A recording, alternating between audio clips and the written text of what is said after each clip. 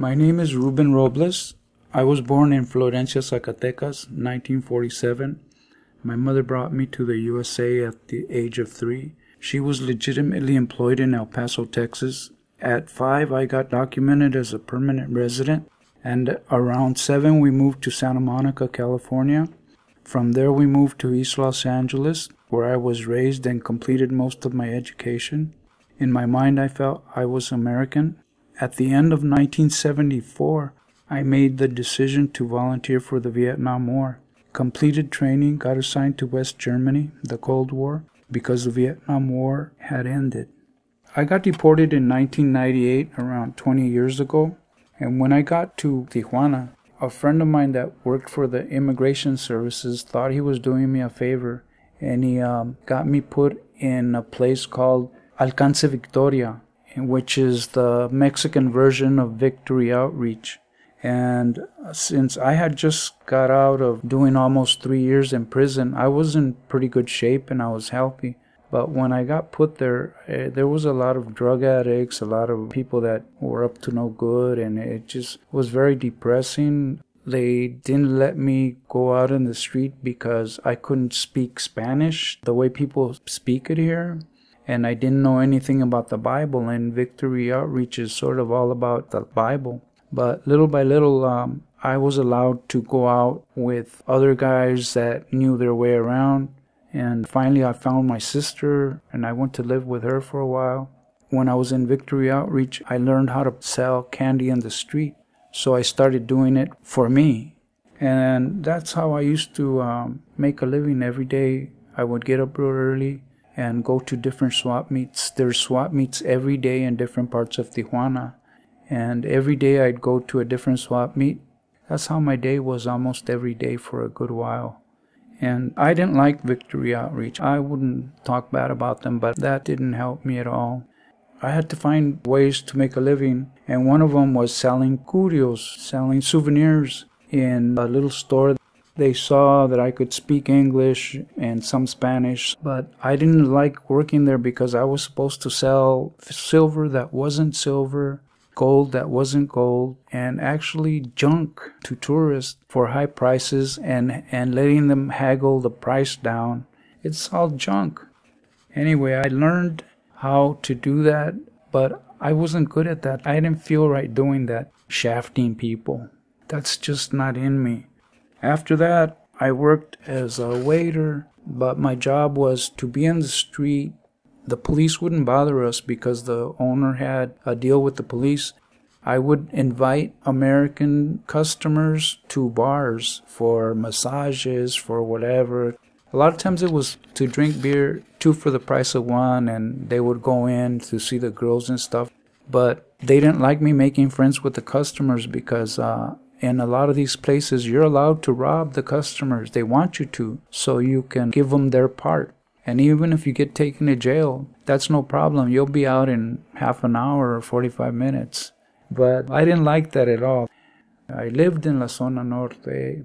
I wanted to live in the Zona Norte because when my relatives would come and visit me, I was real close to the border. Later on, I got a hold of a metal detector, and I used to spend a lot of hours in different parks. But right away, the police would see me with my metal detector, and I had this tool that was like an ice pick, but it was a long screwdriver with the point filed down, so I could feel things. Well, right away they would tell me that was a deadly weapon, and they'd handcuff me, and they would take my things. So I went to City Hall and solicited a permit. I got a permit. I used to get permits to use my metal detector in all the green areas and parks, cemeteries of Tijuana. And I did that for some time. That helped me pay my rent. After that, I sold at Esplanada del Palacio Municipal. It's the garden of City Hall, and it was called El Tendedero. And I used to sell collectibles. I used to wash and iron $2 bills and put them in a nice little plastic window and sell them for $6, $8, or $10. I would find money from different countries with my metal detector. So I would put them in little plastic envelopes, and I did that for a good while. I also worked teaching English. Before I taught English, I lost my English for a good while. I don't know what happened. I just couldn't speak English.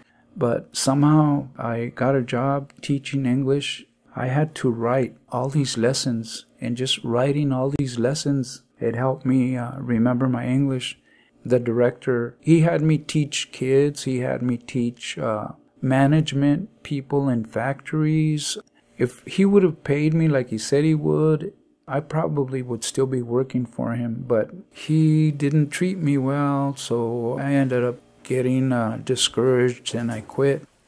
I've always wanted to thank 2 not deported veterans, and they have a community center in Playas de Tijuana called Centro Garrimar Community Center. And these people have helped me for at least 6 years, I think.